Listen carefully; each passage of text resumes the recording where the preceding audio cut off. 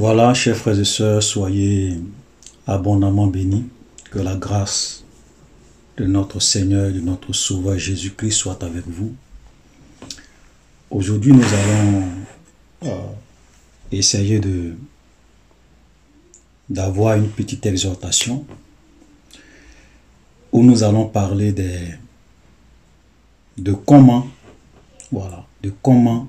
méditer la parole de Dieu, comment vraiment lire la Bible, comment comprendre la Bible, quels sont les principes que vous devrez toujours avoir en tête lorsque vous êtes en train de lire la Bible, lorsque vous êtes en train d'étudier la Bible, pour ne pas vous tromper, pour ne pas faire des erreurs que beaucoup de personnes font aujourd'hui quand ils sont en train de lire la Bible.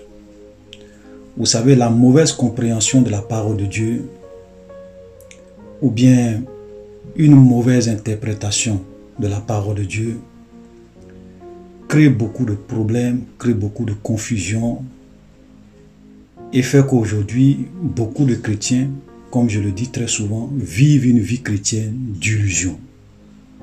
Ils vivent une vie chrétienne d'illusion. Donc aujourd'hui, nous allons vraiment définir un peu les principes, bien 3 grands principes que vous devrez avoir en tête pour bien interpréter la parole de Dieu, pour bien interpréter la Bible. Et puis nous allons prendre des exemples concrets.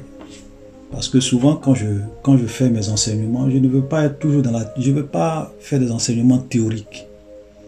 On va prendre des exemples concrets, ok? Des versets, souvent que les gens citent, sans vraiment comprendre. Et nous allons voir l'erreur que beaucoup de personnes font quand ils interprètent ces versets-là. Voilà, nous allons voir. Pour que vraiment beaucoup de chrétiens puissent vraiment être délivrés, les yeux de plusieurs personnes puissent s'ouvrir, sortir de la manipulation, sortir de la confusion, sortir de l'escroquerie, sortir de toutes sortes de choses que nous voyons aujourd'hui, souvent dans les églises, ou bien chez les chrétiens, où les gens viennent leur vendre des illusions, les gens viennent leur dire des versets, oui, la Bible dit, la Bible dit, la Bible dit. Mais souvent, les gens même ne comprennent pas ce que cela veut dire. Vous savez, le problème, ce n'est pas de venir dire la Bible dit, mais le problème, c'est de comprendre ce que la Bible dit. Il ne s'agit pas de venir citer des versets, aligner des versets, pour penser qu'on connaît la parole de Dieu. Amen. Mais c'est de comprendre ce que la parole de Dieu dit. Amen. Donc nous allons d'abord définir ces 3 principes et nous allons prendre des exemples concrets pour que vous puissiez bien comprendre de quoi je parle. Frère, le premier principe que nous devons toujours avoir en tête lorsque nous lisons la Bible, c'est que toute la vérité ne se trouve pas dans un seul verset de la Bible, dans un seul chapitre de la Bible, dans un seul livre de la Bible. Ça, c'est la première vérité que tous ceux qui veulent comprendre la Bible doivent toujours garder ça dans la tête. C'est-à-dire que toute la vérité, je dis bien toute la vérité, ne se trouve pas dans un seul verset, ne se trouve pas dans un seul chapitre, ne se trouve pas dans un seul livre de la Bible. Premier principe. Amen. Deuxième principe, c'est que quand vous êtes en train de lire la Bible, il faut comparer les versets que vous lisez avec d'autres versets de la Bible pour avoir toute la vérité. C'est-à-dire que j'ai lu un verset ici. Mais il y a aussi un autre verset de la Bible qui peut-être vient encore m'éclairer ou bien vient encore ajouter à ma compréhension de ce verset que je viens de lire, pour avoir toute la vérité. Donc, il faut vraiment avoir cette habitude de comparer les versets avec d'autres versets. Donc, souvent même quand vous avez l'impression qu'il y a des versets qui se contredisent, la Bible ne se contredit pas. C'est que il y a un passage, il y a un verset, ou bien il y a des versets que vous ne comprenez pas bien. Et nous allons voir un exemple concret de cela. Amen. Troisième principe, quand vous êtes en train de lire la Bible, il faut vous situer dans le temps et dans la période. C'est-à-dire que quand vous êtes en train de lire un verset, est-ce que ce verset-là, ou bien est-ce que ce passage-là parle de la période avant la loi? Parce qu'on peut définir 3 temps dans la Bible. On peut définir 3 temps, ou bien 3 grandes périodes. Il y a la période avant la loi. C'est-à-dire que la période avant Moïse, avant la loi de Moïse, ou bien avant les lois de Moïse. Ça, c'est la première période. Ok. Ensuite, vous avez la période de la loi.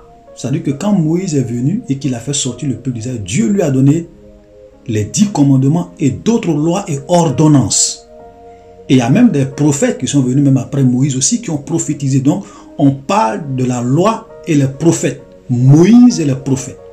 Ça veut dire que tout ce que Moïse a enseigné et tout ce que les prophètes ont enseigné avant Jésus, que moi j'appelle, que nous allons simplement appeler la loi, le temps de la loi.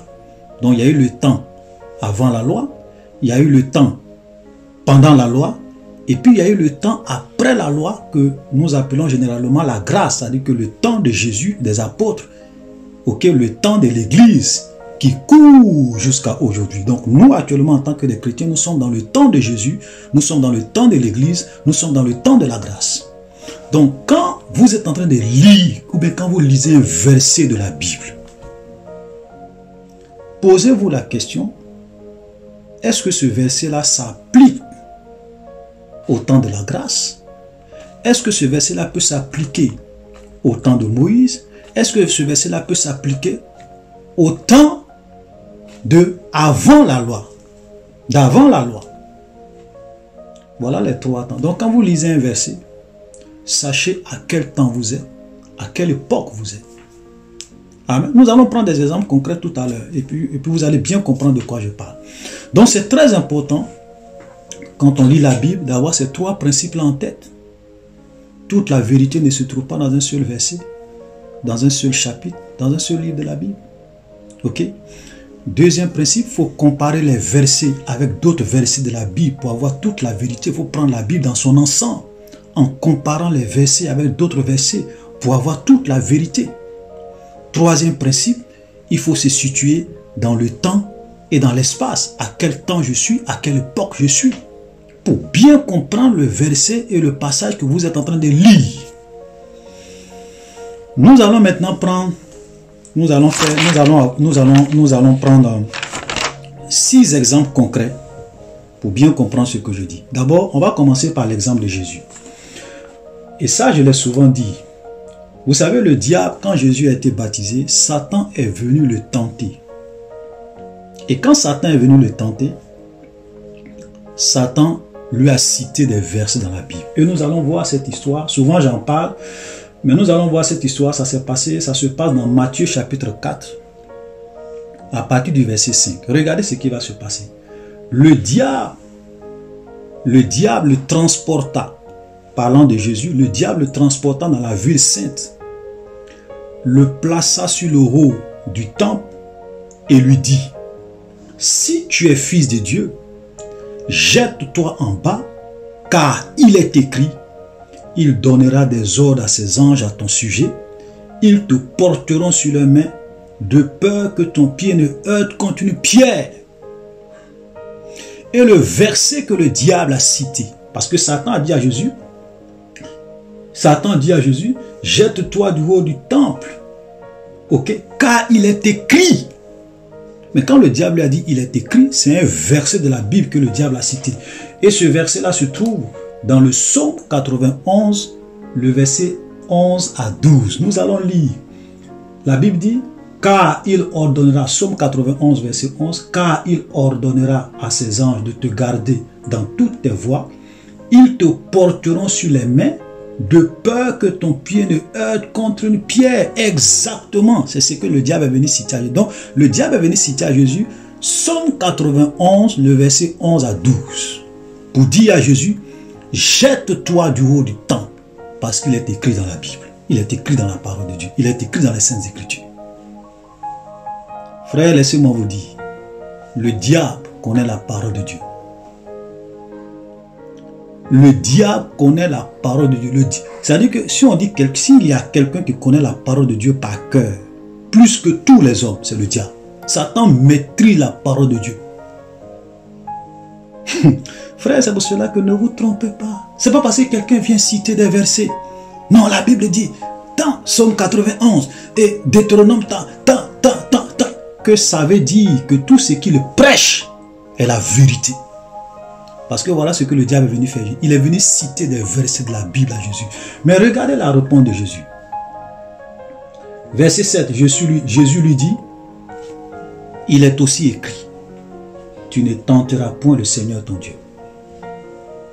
Frère, est-ce que vous voyez la réponse de Jésus? Jésus a dit au diable, Satan, il est aussi écrit, dans cette même Bible, il est aussi écrit, dans cette même parole de Dieu, il est aussi écrit, tu ne tenteras point le Seigneur ton Dieu. Vous voyez, Jésus n'a pas dit au diable que le verset que Satan a cité n'existe pas. Si vous remarquez, Jésus n'a pas dit au diable que Satan, le verset que tu as cité, Jésus ne lui a pas dit que ça n'existe pas, parce que Jésus même savait que ça existait. Mais sauf que le diable a pris ce verset, il a fait sortir ça hors de son contexte, et il voulait séduire Jésus, il voulait tromper Jésus. Mais comme Jésus aussi connaissait la Bible, Jésus lui a dit, Satan, il est aussi écrit que tu ne tenteras point l'Éternel ton Dieu. Je ne suis pas en danger. Il n'y a pas quelqu'un qui me poursuit, je ne suis pas en danger. Donc je ne peux pas venir me jeter pour me suicider. Je ne peux pas venir me jeter du haut du temple sous prétexte que Dieu a promis de me protéger. Il va envoyer ses anges pour me protéger. Non. Parce que si je fais ça, je suis en train de désobéir à un autre verset de la Bible, à un autre commandement de Dieu dans la Bible qui dit que tu ne tenteras point le Seigneur ton Dieu. Frère, voilà la vérité. C'est pour cela que je disais tout à l'heure, l'un des principes, c'est que toute la vérité ne se trouve pas dans un seul verset de la Bible. Toute la vérité ne se trouve pas dans un seul passage de la Bible. Toute la vérité ne se trouve pas dans un seul chapitre de la Bible. Et il faut comparer les versets avec d'autres versets pour avoir toute la vérité. Vous voyez que quand Satan a cité Psaume 91, Jésus lui a aussi cité un autre verset de la Bible. Jésus lui a aussi cité un autre principe de la Bible qui dit qu'on ne doit pas tenter l'Éternel, son Dieu. Vous voyez, malheureusement aujourd'hui, quand les gens viennent citer des versets aux chrétiens, ils avalent. Ils avalent. Frère, c'est pas parce que quelqu'un vient te dire, la Bible dit, prenez vos Bibles d'antan. Cela ne veut pas dire que tout ce qui, le verset qui va lire et l'interprétation, bien l'explication qu'il va donner de cela, est forcément vrai. Si vous ne connaissez pas la Bible, les gens vont vous tromper comme ça. Voilà. Comme beaucoup de chrétiens aujourd'hui, malheureusement, beaucoup de chrétiens ne lisent pas les Bibles. Tout ce qu'ils savent de la parole de Dieu, c'est ce que les pasteurs leur enseignent, c'est ce que des soi-disant bishops leur enseignent. Et si ton pasteur se trompait, et si ton pasteur faisait sortir ce verset, mais toi-même va lire. Frère, je vous en prie. C'est pour cela que je disais dans mon premier message de bonne année, j'ai dit, en cette année 2020, que chacun puisse faire l'effort de lire et relire à plusieurs reprises, au minimum le Nouveau Testament. Faut lire, même si tu ne comprends pas, lis, relis, fixe-toi. Peut-être tous les jours, il faut que je lise au moins un chapitre de la Bible. Tous les jours, il faut que je lise au moins 2 chapitres de la Bible. Tous les jours, il faut que je lise au moins 5 chapitres de la Bible. Fixe-toi des objectifs pour lire 2, 3, 4, 5 fois la Bible durant toute cette année 2021. Et tu vas voir, tu vas découvrir des choses qu'on t'a enseignées pendant des années, qui est contraire à la parole de Dieu. Voilà. Amen. Donc, on voit, voilà un exemple concret. Alléluia. Deuxième exemple que nous allons prendre et qui va mettre en évidence le fait que quand on est en train d'interpréter la Bible, il faut savoir à quel temps nous sommes. C'est souvent ce verset-là que les gens citent sans vraiment comprendre, qui se trouve dans Matthieu chapitre 5, le verset 17. Ne croyez pas, Matthieu 5, 17, ne croyez pas que je sois venu pour abolir la loi ou les prophètes. Je suis venu non pour abolir, mais pour accomplir. Verset 18, car je vous le dis en vérité, tant que le ciel et la terre ne passeront point, il ne disparaîtra pas de la loi un seul iota ou un seul trait de l'aile jusqu'à ce que tout soit arrivé ou tout soit accompli. Voilà un verset souvent que les gens citent sans comprendre. Ils disent, ah, Jésus n'est pas venu pour abolir la loi. Donc quand on leur fait comprendre que la dîme est un principe mosaïque, ils disent, non, non, non, non, non, non, non, Jésus n'est pas venu pour abolir la loi. Quand on leur dit que la polygamie, c'est pas pour nous les chrétiens, ils disent, non, non, non, non, non, non, Jésus n'est pas venu pour abolir la loi. Voilà, quand on leur dit que le sabbat, c'est pas pour nous les chrétiens, non, non, non, non, non, non, non, Jésus n'est pas venu pour abolir la loi. Maintenant, moi, souvent, ce que je trouve un peu malhonnête, et ce que je trouve un peu, je ne sais pas comment dire cela, un peu pas sérieux, c'est que en même temps qu'ils disent que Jésus n'est pas venu pour abolir la loi, il y a d'autres qui ne respectent pas le sabbat. Parce que le sabbat, ce n'est pas le dimanche. Le sabbat juif, c'est le samedi. Pourtant, il y a des gens qui disent que Jésus n'est pas venu pour abolir la loi, mais ils ne respectent pas le sabbat. C'est-à-dire que le samedi, ils ne font pas le sabbat.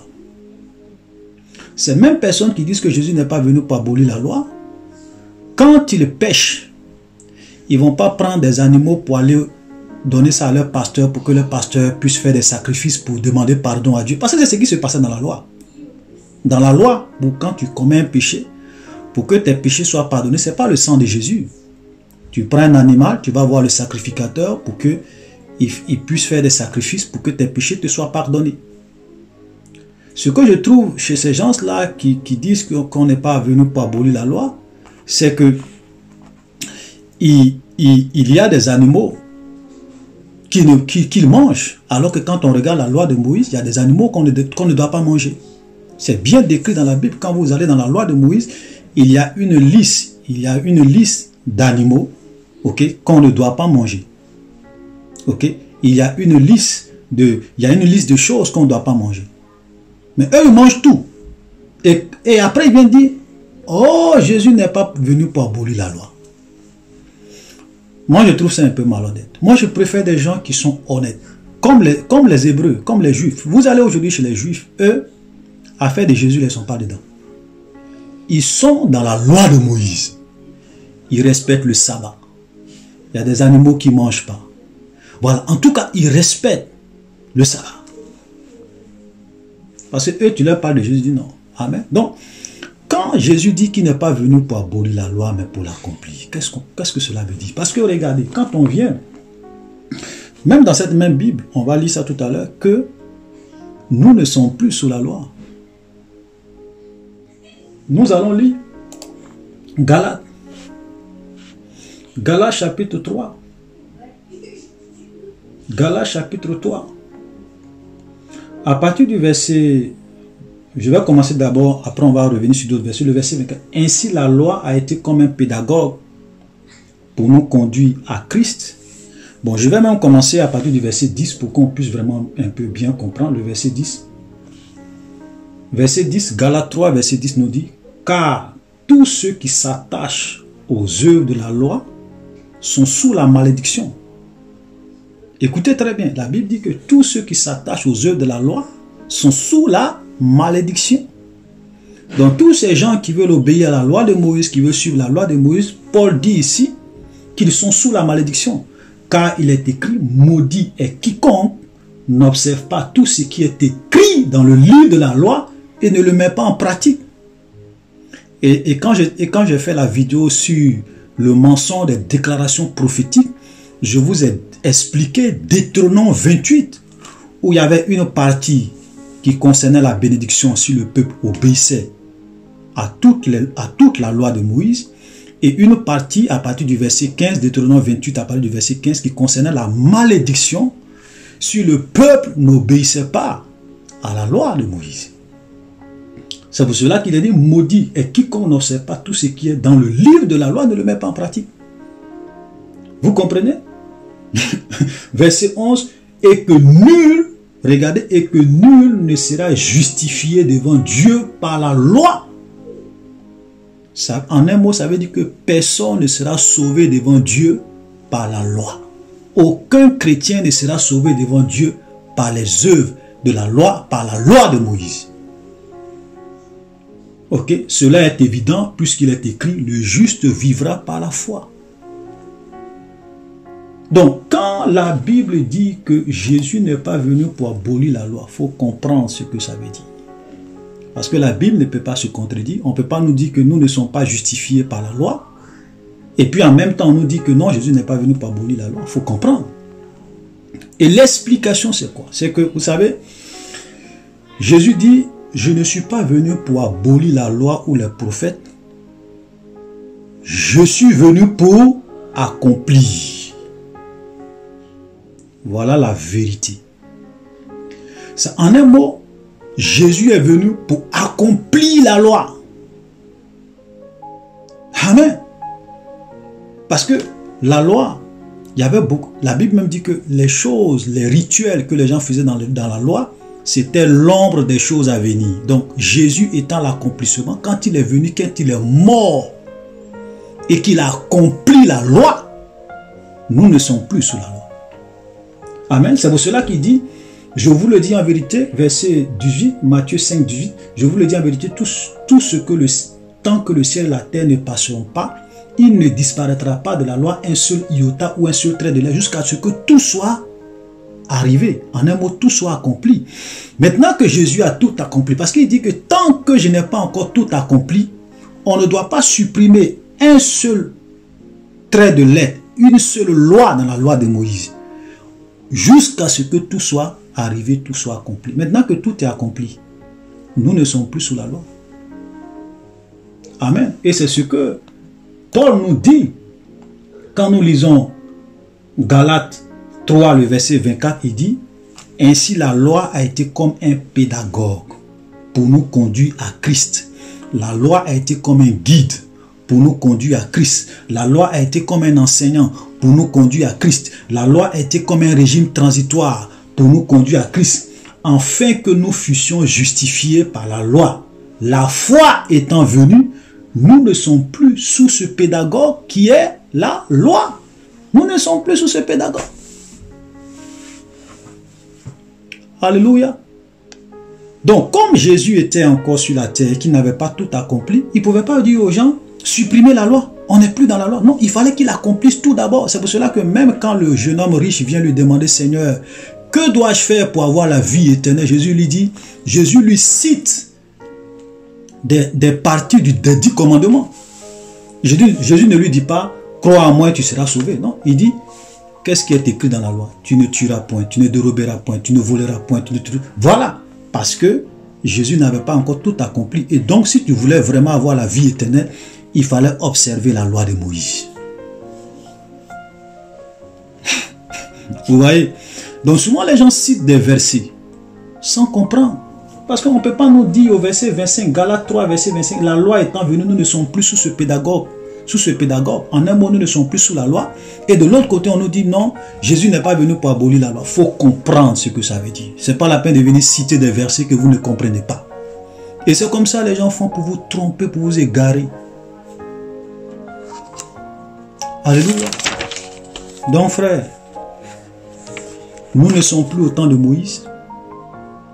Nous sommes au temps de Jésus. C'est pourquoi la Bible dit que la loi a été donnée à Moïse. La grâce et la vérité sont venues par Jésus. Maintenant, il y a souvent une erreur que les gens font. Quand on dit qu'on n'est plus sous la loi de Moïse, ça ne veut pas dire que parce que la loi de Moïse dit qu'on ne doit pas tuer, donc puisque nous on n'est plus sous la loi, donc on doit tuer. Non. Ça ne veut pas dire que parce que la loi de Moïse disait qu'on ne doit pas voler, donc puisqu'on n'est plus sous la loi, on peut voler. Ce n'est pas ce que ça veut dire. C'est comme ça que beaucoup de personnes font pour faire des erreurs.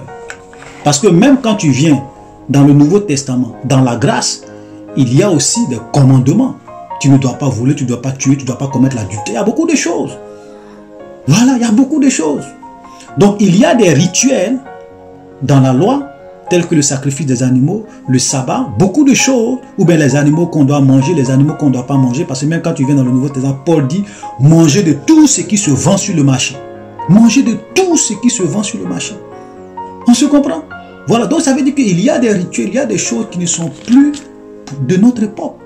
Vous voyez des gens aujourd'hui bâtir des hôtels.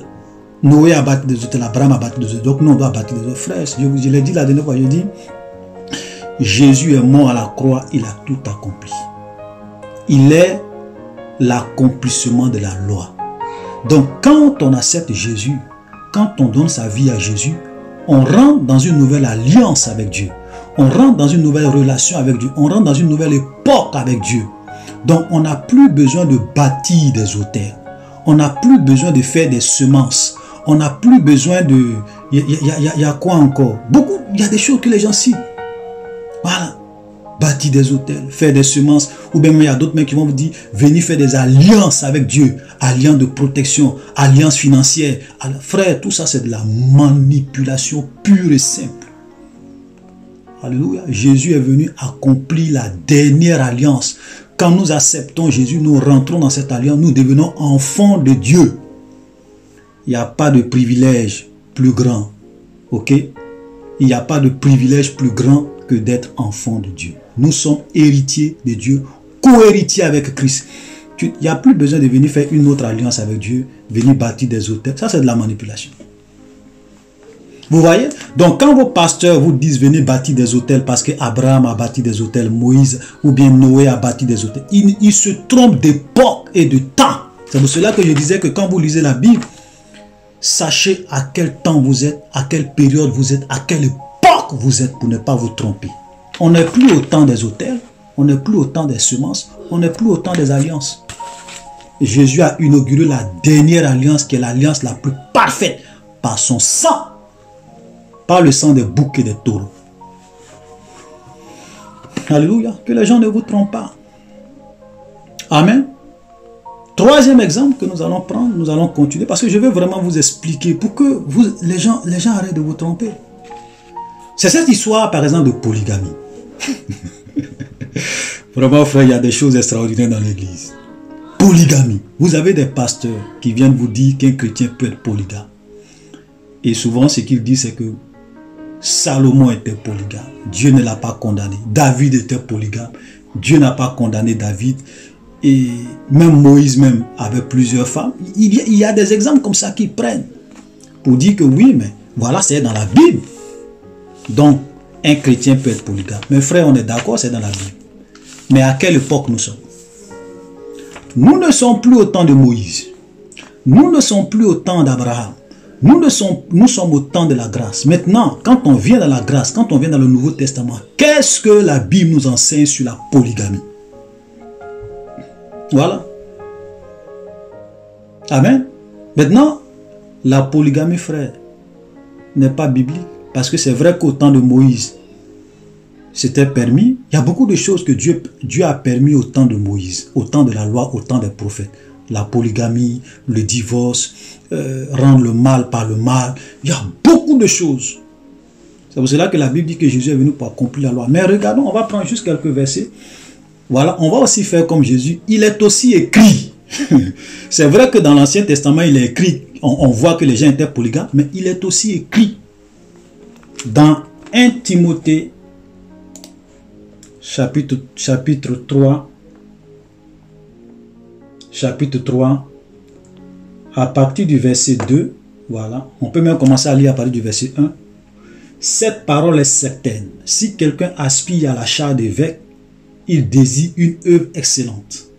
Il faut donc que l'évêque soit irréprochable, mari d'une seule femme. Écoutez très bien, l'évêque, c'est-à-dire qu'un évêque, c'était un ancien, c'était des pasteurs, c'était des responsables d'église qui prêchaient, qui dirigeaient l'église, comme les pasteurs de notre époque. Ok? Il faut que l'évêque soit irréprochable, mari d'une seule femme. On n'a pas dit mari de 2 femmes, mari de 3 femmes. On dit mari d'une seule femme. Est-ce que quelqu'un qui est polygame, il est mari d'une seule femme? Qu'il soit sobre, modéré, réglé dans sa conduite, hospitalier et propre à l'enseignement. Ça, c'était les évêques, les anciens. Même quand nous lisons également le verset 13. Ok? À partir même du verset, on peut même lire à partir du verset 12. Les diacres doivent être maris d'une seule femme. Ça, là, au verset 1 et 2, on a vu les anciens. Ici, maintenant, on parle des diacres. Les diacres doivent être mariés d'une seule femme, bien diriger leurs enfants, leur propre maison. Voilà. Vous comprenez? Ça veut dire que, au temps de Paul, on va même lire encore un dernier verset sur ça. Quand nous prenons Tite chapitre 1, ça c'est un livre du Nouveau Testament, il y a un seul chapitre, Tite 1, le verset 5. Je t'ai laissé à Crète, afin que tu mettes en ordre ce qui reste à régler, et que selon mes instructions, ça c'est Paul qui parle, tu établisses des anciens dans chaque ville. Donc puisque les apôtres partaient, ils prêchaient, et ils choisissaient des anciens, ils devraient établir des anciens dans chaque ville, où il y avait des églises qu'ils implantaient. Verset 6. S'il s'y trouve quelques hommes irréprochables, maris d'une seule femme, ayant des enfants fidèles qui ne soient ni accusés de débauche ni rebelles. Ils devraient pouvoir gérer bien leur famille. Les enfants doivent être des enfants qui sont fidèles à Dieu, mais eux-mêmes, ils devraient être maris d'une seule femme.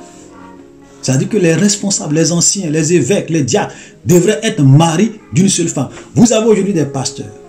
Et ça, c'est vraiment triste de voir des pasteurs qui sont là, ils sont polygames. Ils défendent la polygamie, ils prêchent la polygamie et ils viennent embrouiller les gens pour dire oui, c'est dans la Bible. C'est pas parce que quelque chose est dans la Bible que ça s'applique aux chrétiens. C'est pas parce que quelque chose est dans la Bible que nous devons forcément obéir à cela. À quelle époque nous sommes, à quel temps vous êtes? Nous ne sommes plus au temps de Moïse. Nous ne sommes plus au temps de Salomon, nous ne sommes plus au temps de David. Et donc, vous voyez très bien que les responsables d'église, les anciens, les diacres, les évêques devraient être mariés d'une seule femme. Maintenant, il y a des gens qui vont dire, oui, mais... Et ceux qui ne sont pas les évêques, ceux qui ne sont pas les anciens, ceux qui ne sont pas les diacres, donc est-ce que ça veut dire qu'eux, ils peuvent marier plusieurs femmes?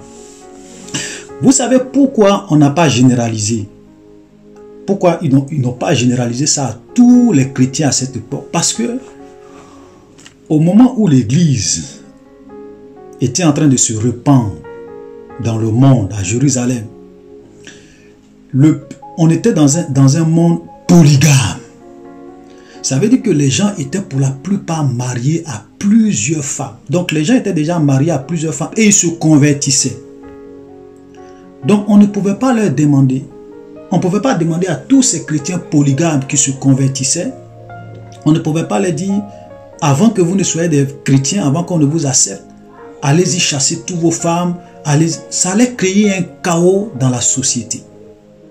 Parce qu'il y avait des gens qui avaient vécu avec des femmes pendant 40 ans, pendant 20 ans, pendant 30 ans, ils avaient des enfants, Donc, on ne pouvait pas venir détruire des familles polygames qui étaient déjà là depuis des décennies. Imaginez le chaos que ça allait créer. Vous comprenez? Donc, on acceptait, puisque ce sont des erreurs qu'ils ont commises parce qu'ils n'étaient pas chrétiens, ok?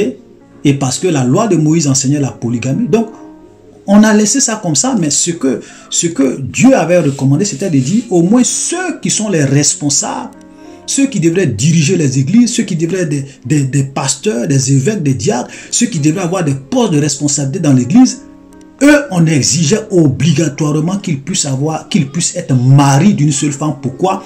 Pour être des modèles. Parce que quand tu es un responsable, tu dois être un modèle pour les autres. Imagine que des jeunes gens qui se convertissent, qui acceptent Jésus, ils viennent dans une église et puis on se rend compte que le pasteur lui-même qui dirige l'église est un polygame. Mais est-ce que le pasteur peut leur dire ne soyez pas des polygames? Il ne peut pas leur dire ça. Mais les gens vont dire, mais toi tu nous dis de ne pas être polygame, parce que toi tu es polygame et tu es pasteur. C'est pour cela qu'on dit non. Tous ceux qui sont polygames ne peuvent pas diriger une église, ils ne peuvent pas être anciens, ils ne peuvent pas être diacres, ils ne peuvent pas avoir des postes de responsabilité dans l'église. Frère, voilà la vérité. Que celui qui a des oreilles puisse entendre. Mais vous savez, comme je le disais dans l'une de mes vidéos, il a dit les gens eux-mêmes, l'homme de façon naturelle veut avoir plusieurs femmes. Il veut avoir beaucoup de maîtresses. Donc souvent quand il y a des pasteurs qui viennent leur enseigner ces genres de choses, la polygamie et biblique, il y a des gens qui sont contents. Parce que eux-mêmes, ils sont infidèles à leurs femmes. Ce sont des gens ce sont des grands coureurs de jupons. Donc quand ils ont des pasteurs qui leur disent que la polygamie est de Dieu, et ils viennent prendre des versets dans la Bible pour tordre le sang, ils sont contents. Mes frères, vivez votre vie. Mais je vous assure qu'au jour du jugement, vous allez avoir le choc de votre vie parce que vous allez aller à l'enfer. Moi, je vous prêche la vérité. Tu n'es pas obligé de me croire. Tu peux même m'écouter et dire, ce monsieur-là, c'est un plaisantin. Mais au jour du jugement, on se donne rendez-vous au jour du jugement. Continuez à écouter vos faux pasteurs. Continuez à sortir avec les filles à gauche, à droite. Continuez à avoir plusieurs femmes. Continuez à être polygame. Continuez. Le jugement de Dieu arrive. Et c'est pour bientôt.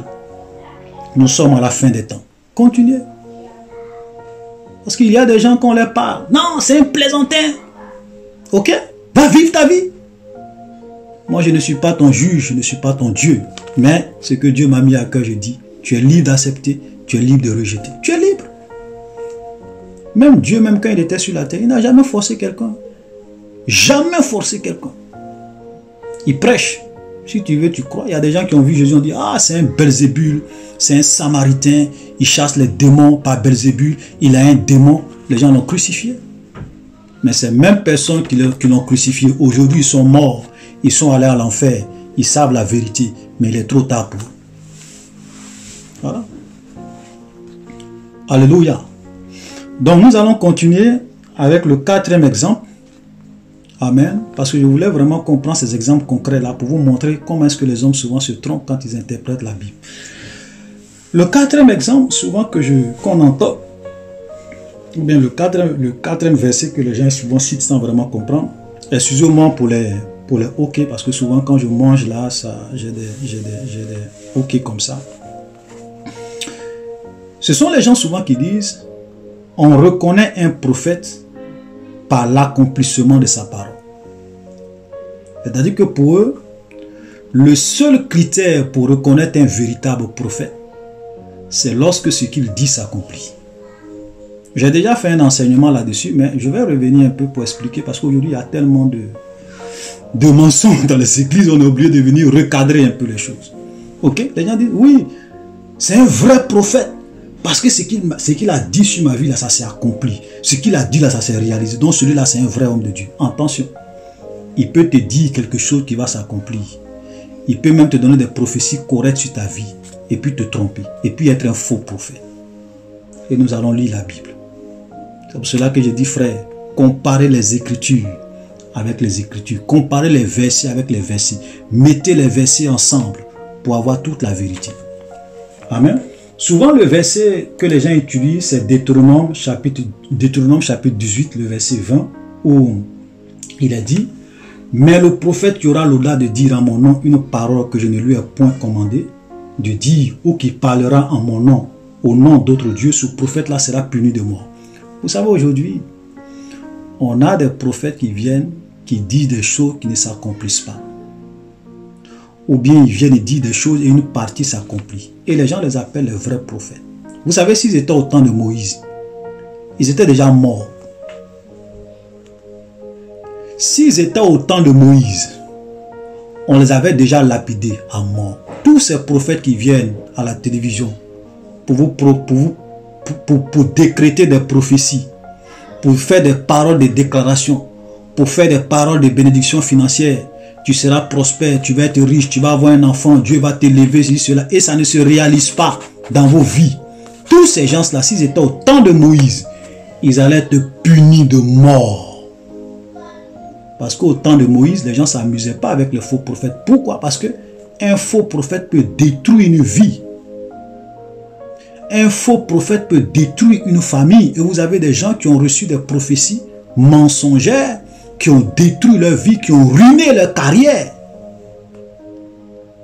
Il y a des gens même qui ont reçu des prophéties qui ont brisé complètement leur foyer. Alors que c'était des mensonges. Donc les faux prophètes, c'est nous les chrétiens, on s'amuse avec les faux prophètes. Moi je ne m'amuse pas avec les faux prophètes. Ce sont les chrétiens qui tolèrent. Oui, il a prophétisé, il y a une partie qui s'est accomplie, mais l'autre partie ne s'est pas accomplie. Certainement que ceci, cela. Il y a des gens, même quand ils viennent prophétiser, que ça ne s'accomplisse pas. Ils disent non, oui, ce que j'avais prophétisé c'était vrai, mais le monde des ténèbres, les mystiques se sont levés pour contrer la prophétie, pour envoyer des démons, pour faire des rituels. Frère, je vais te dire une chose. Vous savez, tout ça, c'est de la manipulation. Dieu ne peut pas dire nos paroles. Même si le diable veut n'est qu'à rassembler tous les démons de la terre pour empêcher cette prophétie de s'accomplir. Ce qui sort de la bouche de Dieu, ça s'accomplit toujours.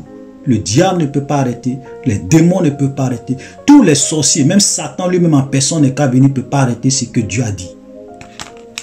Amen. Et puis, quand Dieu doit faire une prophétie conditionnée, parce qu'il peut y avoir des prophéties conditionnées où Dieu dit, si par exemple vous vous repentez, si vous vous détournez, je vous pardonne, je ne vais plus détruire la ville. Ça, ce sont des prophéties conditionnées. Donc quand un véritable prophète de Dieu parle et qu'il sait que sa prophétie est conditionnée, il met les conditions. Il va dire, bon, en tout cas Dieu a décidé de détruire ce pays. Mais si les gens se repentent, si les gens se détournent de leur mauvaise voie, Dieu va les épargner. Là, tout le monde sait que c'est conditionné à la repentance. Mais quand tu viens, tu dis une prophétie, droit comme ça, pour dire que ça va s'accomplir. Frère, quand ça ne s'accomplit pas, il faut demander pardon au peuple de Dieu, il faut te repentir. Ne viens pas justifier l'injustifiable. Dieu n'est pas un homme, parce que quand Dieu parle, il voit dans le futur. C'est ce que les gens oublient. Quand Dieu parle, Dieu voit dans le futur. Ce que Dieu a vu dans le futur et qu'il est venu dire dans le présent, ça va forcément s'accomplir. Qu'on ne vous trompe pas. Que personne ne vous trompe, frère. Amen. Que personne ne vous trompe. Alléluia. Que personne ne vous trompe. Amen. Donc, les gens disent, oui, voilà, donc, pardon, on revient au verset 21. Peut-être diras-tu dans ton cœur, comment connaîtrons-nous la parole que l'Éternel n'aura point dite? Quand ce que le prophète aura dit n'aura pas lieu, ce serait une parole que l'Éternel n'aura point dite. C'est par audace que le prophète l'aurait dite, n'aie pas peur de lui. Vous comprenez ce que la Bible dit? Et donc voilà le verset sur lequel les gens se basent pour dire que non, comme on appelle, on reconnaît un prophète par l'accomplissement de sa prophétie. Mais frère, comme je l'ai dit, il est aussi écrit. Il est aussi écrit dans le même livre de Deutéronome, Deutéronome chapitre 13. Voilà ce que la Bible dit. S'il s'élève au milieu de toi un prophète ou un songeur qui t'annonce un signe ou un prodige, et qu'il y ait accomplissement des signes ou du prodige dont il t'a parlé, ok, ça veut dire que voilà quelqu'un qui vient, qui prophétise sur ta vie quelque chose qui s'accomplit, qui prophétise un signe qui s'accomplit. Et puis ensuite, il vient et il te dit, ok, et qu'il y ait accomplissement du signe ou du produit dont il t'a parlé, en disant, allons après d'autres dieux, des dieux que tu ne connais point et servons-les. Tu n'écouteras pas les paroles de ce prophète ou de ce songeur, car c'est l'Éternel votre Dieu qui vous met à l'épreuve pour savoir si vous aimez l'Éternel votre Dieu de tout votre cœur, de toute votre âme. Vous comprenez? Donc quelqu'un qui vient prophétiser quelque chose qui se réalise, et puis après il te dit, allons servir d'autres dieux. Allons, et il commence à te faire des enseignements qui sont contraires à la parole de Dieu. Parce que même quand on lit la parole de Dieu, la Bible avait dit que le peuple ne devrait pas servir d'autres dieux. C'était écrit dans la loi. Donc voilà quelqu'un qui vient te donner des signes qui s'accomplissent et il te pousse à aller servir d'autres dieux. Moïse dit, tu ne dois pas l'écouter. Que Dieu fait exprès pour vous mettre à l'épreuve. Et aujourd'hui, beaucoup de chrétiens tombent dans ce piège. Il y a des gens qui viennent leur dire des choses, ça s'accomplit. Dès que ça s'accomplit, ils disent oui, c'est un homme de Dieu, c'est un vrai prophète. Et même si le pasteur vient après et dit non, je vais coucher avec toi, Dieu m'a dit que je dois coucher avec toi parce que j'ai l'onction pour que tu puisses avoir un enfant, elle se donne à lui. Parce que pour elle, c'est un homme de Dieu. Frère, faites attention. Quand le pasteur lui a dit oui, je veux coucher avec toi, elle dit oui, c'est un homme de Dieu, donc c'est que c'est Dieu qui lui a parlé. Et elle se livre à ces hommes.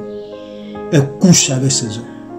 Il y a d'autres même qui permettent à ce que des hommes de Dieu, des soi-disant hommes de Dieu, les lavent. Il y a des hommes, des femmes même qui acceptent qu'un soi-disant homme de Dieu couche avec elles, d'après elles-mêmes pour leur donner des enfants, parce que l'onction est dans la vie de l'homme de Dieu. Pour briser les malédictions, pour chasser les maris de nuit. Beaucoup de déviations qui se passent aujourd'hui dans les églises. Frères, nous devons faire beaucoup attention. Voilà, donc vous voyez, quelqu'un peut venir vous dire une prophétie, quelqu'un peut venir vous dire quelque chose qui va s'accomplir et être un faux prophète. Voilà un exemple dans la Bible. Amen. Et le dernier point, même quand nous prenons l'exemple de Jésus, Jésus aussi nous a parlé de ça. L'autre critère, ok, c'est que Jésus a dit, vous les reconnaîtrez à leurs fruits. Vous les reconnaîtrez par leur caractère. Vous les reconnaîtrez par leur vie. Vous les reconnaîtrez par les actes. Il n'a pas dit que vous les reconnaîtrez par l'authenticité de leur prophétie. Il n'a pas dit que vous les reconnaîtrez par l'authenticité de ce qu'ils disent. Non, il dit par leur vie, par leurs actes, par leur comportement, par les fruits qu'ils portent. Parce que le fruit, quand on prend un arbre, le fruit d'un arbre, c'est ce que l'arbre produit. C'est ce qui sort de l'arbre. Donc, qu'est-ce qu'il produit comme fruit, comme œuvre? Est-ce que c'est le péché? Est-ce que c'est l'adultère?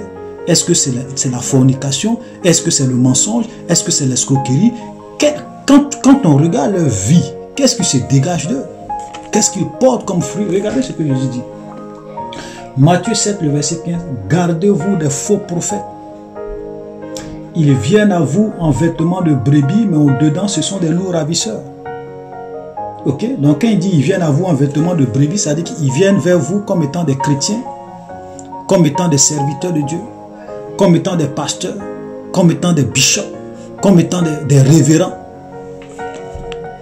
Pourtant, ce sont des faux prophètes.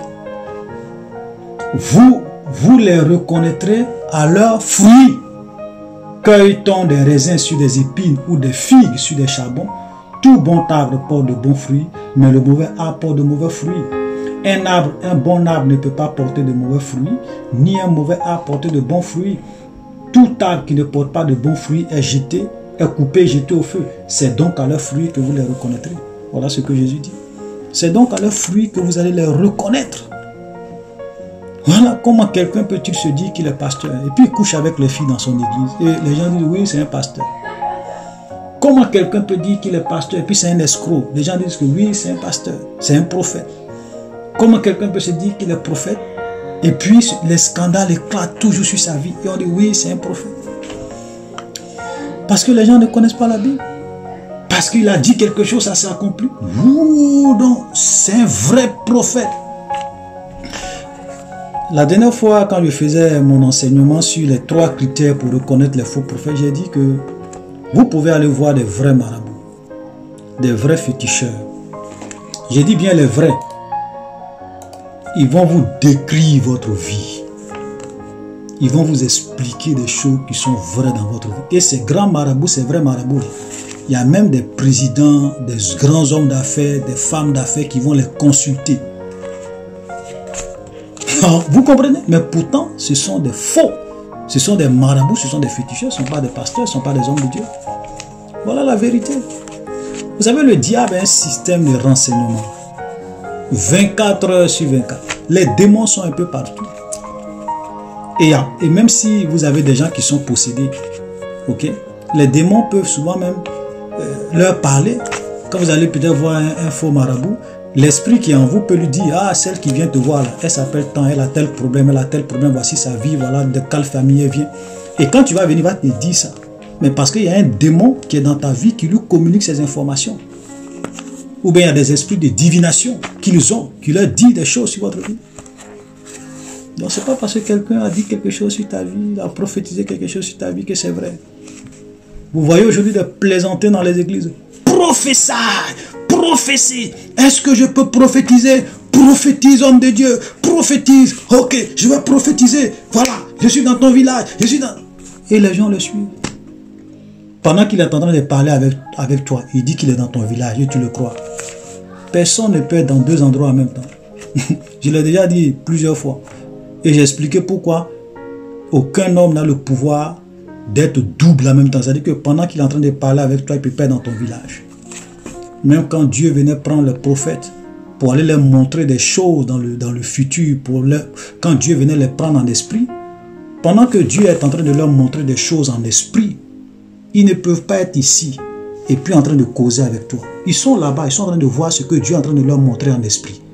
Maintenant, quand ils viennent en eux-mêmes, ils peuvent vous dire ce que Dieu leur a dit. Mais quelqu'un peut pas être là en train de parler avec toi et il dit qu'il est dans ton village. Comment tu peux croire ça? Dieu seul est omniprésent. Ça veut dire que Dieu seul est présent partout en même temps, au même moment. Même le diable lui-même n'a pas ce pouvoir. Même les anges dans le ciel n'ont pas ce pouvoir. Voilà. Donc les gens ne vous trompent pas. Mais comme les gens ne lisent pas la Bible, ils croient en toutes ces choses et les gens les manipulent, les gens les aveuglent. Frère, quittons dans ça. Amen. Vous voyez? Donc Deutéronome 18, le verset 22, nous dit, c'est vrai, nous dit qu'on reconnaît un prophète par l'accomplissement de ce qu'il dit, mais il est aussi écrit dans Deutéronome 13, le verset 1 à 3, que quelqu'un peut venir dire quelque chose qui s'accomplit et être un faux. Matthieu 7, verset 15 à 20, nous dit qu'on reconnaît un vrai prophète par ses fruits. Donc ce n'est pas seulement la prophétie. Ce n'est pas seulement le fait qu'il dit quelque chose qui se réalise, qui fait de lui un prophète authentique. Amen. Donc frère, je vous en prie. Vous voyez, puisque les gens ne lisent pas la Bible, ils n'arrivent pas à comparer les versets avec d'autres versets pour avoir toute la vérité. Ils se contentent d'un seul verset et ils pensent que toute la vérité se trouve dans ce seul verset. Non. Non, non, non. Amen. Et puis il y a aussi souvent une erreur que les gens font, et même je pense que souvent il y a beaucoup de personnes qui citent cela. Bon, il y a d'autres qui peuvent peut-être citer sans se rendre compte qu'ils font des erreurs. C'est quand les gens souvent disent que Dieu ne fait rien sans le révéler à ses serviteurs les prophètes.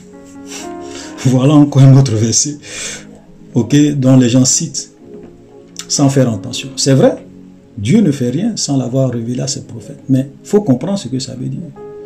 Parce que quand il y a eu cette histoire de coronavirus, vous avez des gens qui disaient, oui, mais Dieu n'a pas révélé ça aux pasteurs, Dieu n'a pas révélé ça aux hommes de Dieu. Je vais vous dire une chose. La Bible est déjà accomplie.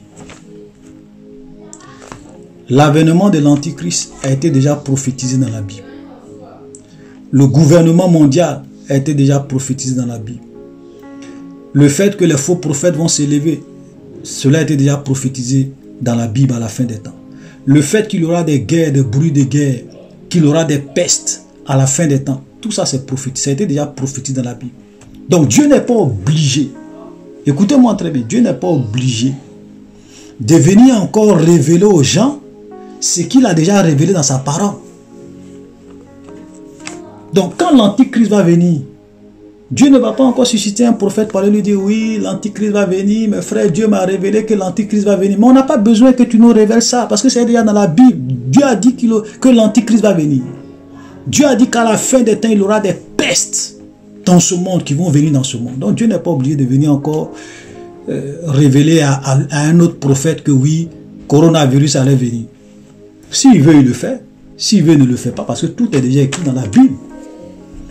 Donc ce que Dieu a prophétisé dans sa parole, il n'est pas obligé de venir parler de ça encore, de venir révéler ça encore de façon particulière à quelqu'un. Donc quand les gens disent, oui, Dieu ne fait rien sans l'avoir révélé à ses serviteurs, le prophète. Mais il y a eu déjà des prophètes qui sont venus, qui ont déjà parlé de ça. Voilà, Daniel a prophétisé. Et l'apôtre Jean a prophétisé, le livre de l'Apocalypse, il a prophétisé. Jésus lui-même, il a prophétisé les signes de la fin des temps. Ses disciples sont venus lui dire, Seigneur, dis-nous quels sont les signes de ton avènement, quels sont les signes de ton retour. Il a prophétisé beaucoup de choses concernant les signes de son retour. Il n'est pas obligé de venir reparler de ça encore à quelqu'un. Frère, c'est pour cela que je vous dis, lisez votre Bible. Lisez votre Bible.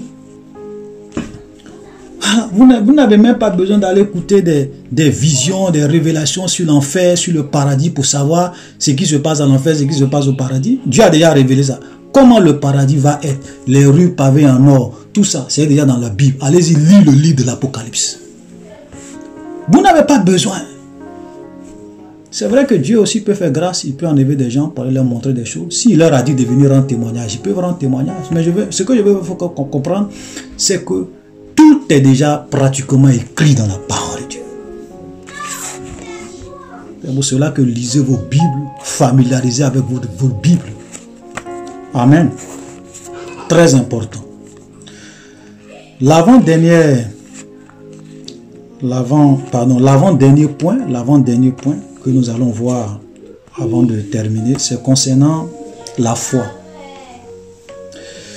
Je suis souvent un peu peiné parce que voilà un mot, voilà un terme où les gens ne comprennent pas ce que c'est que la foi. Et puis ça fait qu'il y a beaucoup de chrétiens qui vivent dans l'illusion.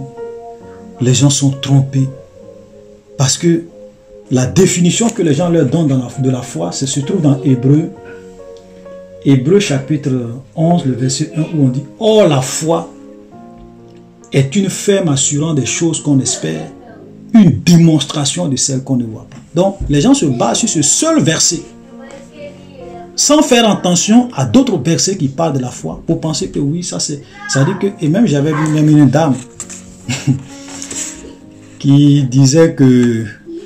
Par exemple, quand tu pries... Donc, j'avais écouté une dame qui disait à ceux qui la suivaient que, par exemple, si vous êtes une femme qui priez pour un enfant, vous devez vous comporter comme une femme qui va avoir un enfant. Vous devez penser même déjà à une femme qui va avoir un enfant. Il y a d'autres même qui vont même plus loin pour dire non, tu dois même commencer à préparer le trousseau de l'enfant, te comporter... Même il y a des gens qui vous diront par exemple que même quand si tu pries pour le mariage, déjà faut rêver que tu as la mairie, quelqu'un en train de t'envoyer à la mairie, en train de mettre une bague sur ta main pour le mariage. Voilà, faut penser à ça, faut mûrir tes pensées. Frère, ce sont des concepts de New Age. Ce que les gens appellent généralement la pensée positive, la puissance de la pensée, la force. Et vous avez aujourd'hui beaucoup d'enseignements du New Age, ok, de la philosophie du New Age qui sont rentrés dans l'église. Les histoires de développement personnel. Donc vous avez beaucoup de pensées, vous avez beaucoup de philosophie du New Age aujourd'hui qui sont rentrées dans l'église.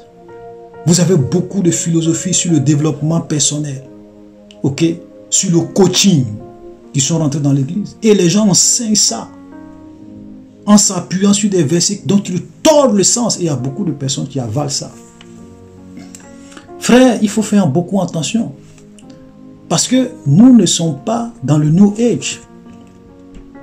Ce n'est pas parce que tu pries pour quelque chose que lorsque tu vas penser à la chose, tu vas rêver à la chose, que ça va se réaliser.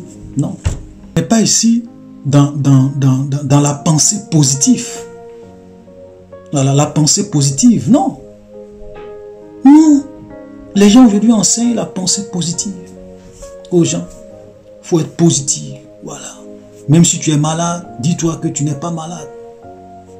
On va lire la Bible. Parce que, vous voyez, Hébreux chapitre 11, quand vous lisez même Hébreux chapitre, vous voyez, on vous donne les différents exemples de la foi. J'ai déjà fait une vidéo que j'avais intitulée La véritable foi, où j'ai expliqué Hébreux chapitre 11.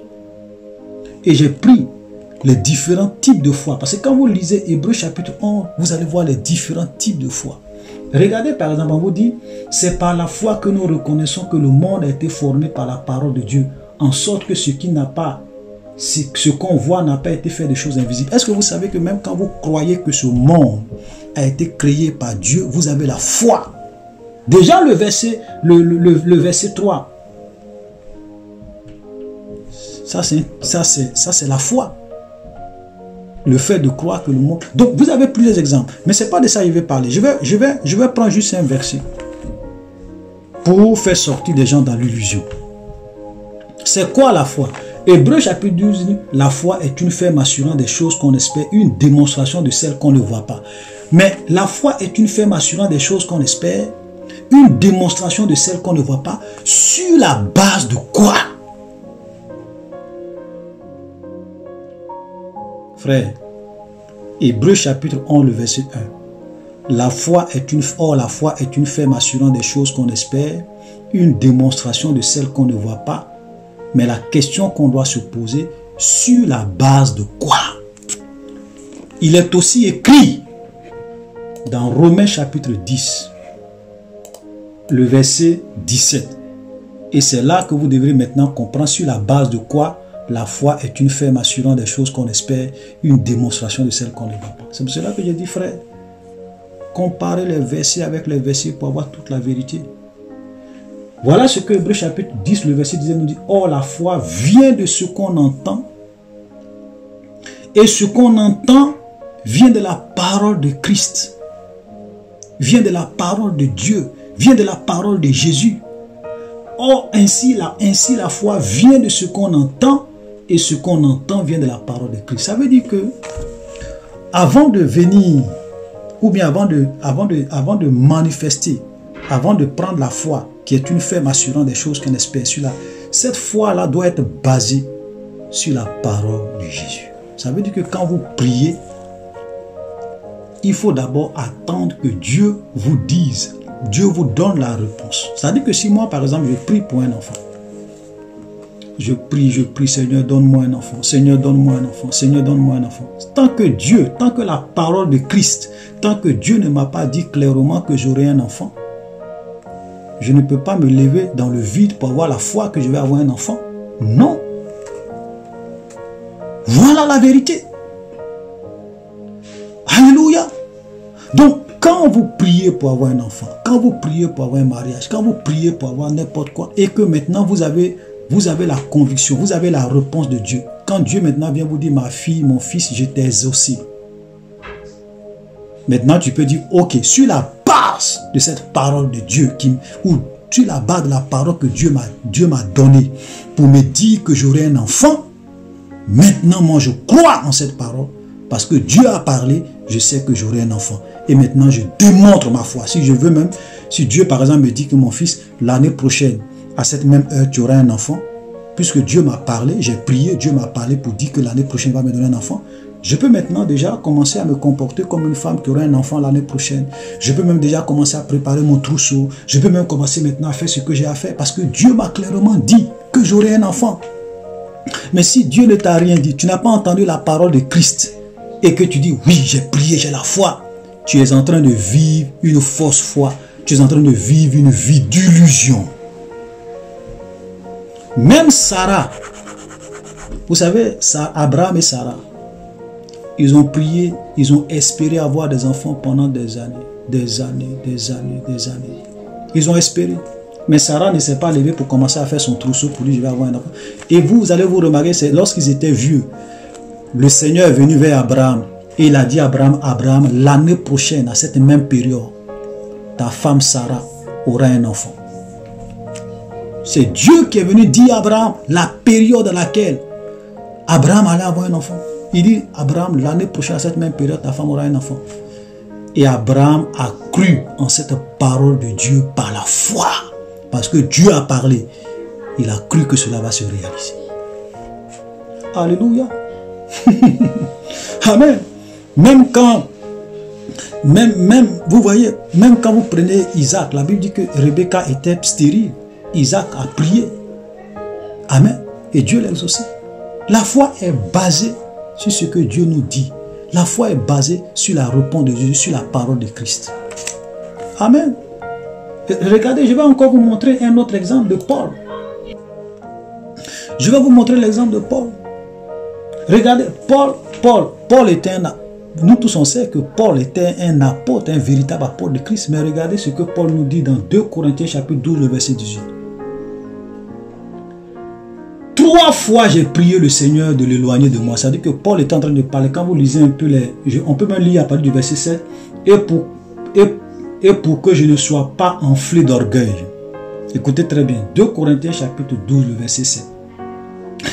Et c'est Paul qui parle. Et pour ne pas que je sois enflé d'orgueil à cause de l'excellence de ses révélations, il m'a été mis une écharpe dans la chair, un ange de Satan pour me souffleter et m'empêcher de m'enorgueillir. 3 fois, j'ai prié le Seigneur de l'éloigner de moi. Donc, voilà, Paul avait une écharpe. il était c'est un peu comme s'il avait une maladie qui était là. Et Dieu va lui donner Dieu va permettre à ceux qui puissent avoir cette maladie, cette écharpe dans la chair, pour ne pas qu'il soit orgueilleux. Parce que puisque il y avait beaucoup de miracles qui se faisaient par lui, donc il pouvait facilement être orgueilleux. Donc Dieu a fait de telle sorte que lui-même puisse toujours se rappeler que lui-même il guérit les gens, mais lui-même il a une écharpe dans la chair et qu'il prie n'est pas guéri.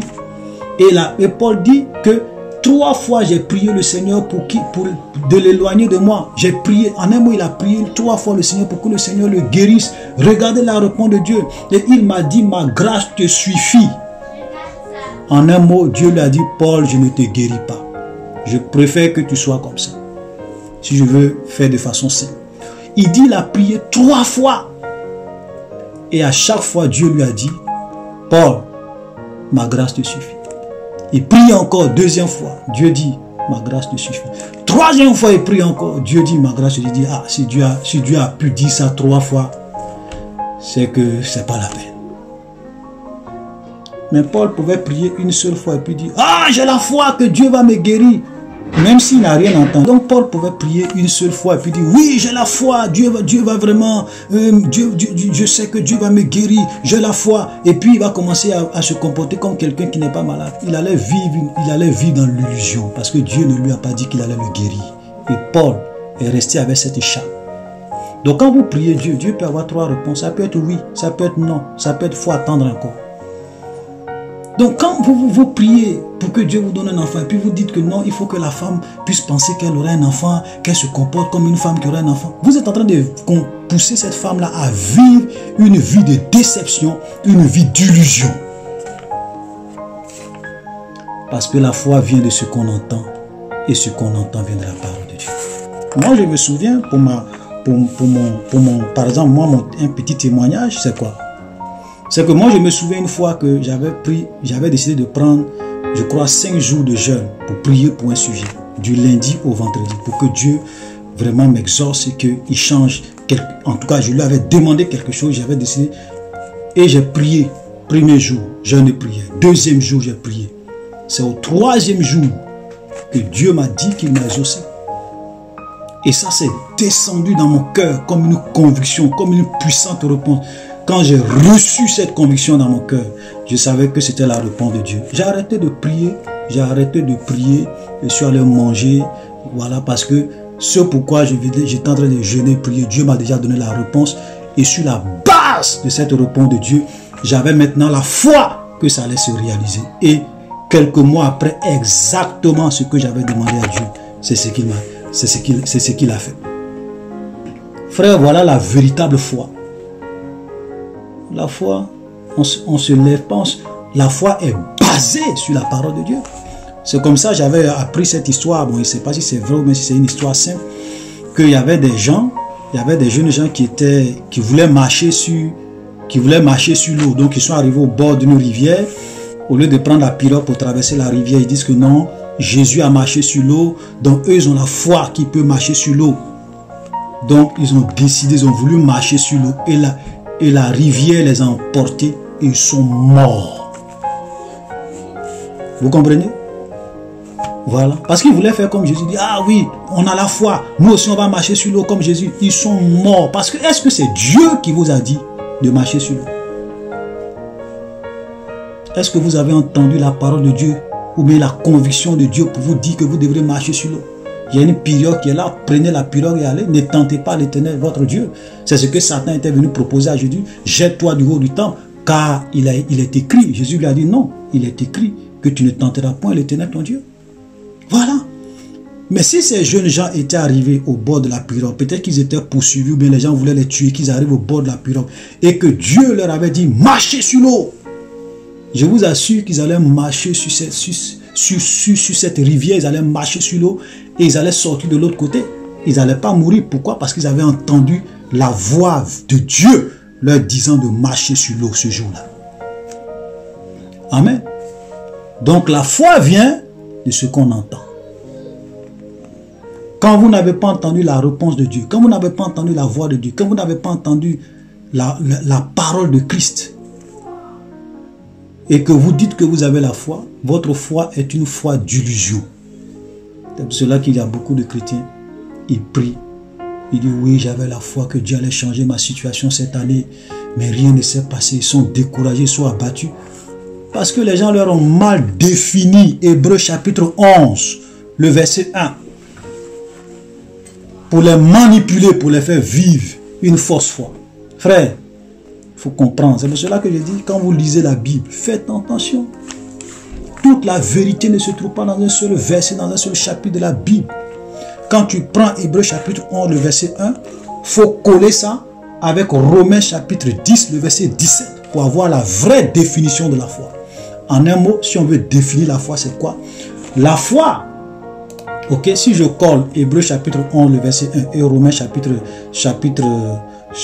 10, le verset 17, la foi est une ferme assurance des choses qu'on espère, une démonstration de celles qu'on ne voit pas, sur la base de la parole de Christ, sur la base de ce qu'on entend de Dieu. Voilà la vraie définition de la foi. Que personne ne vous trompe.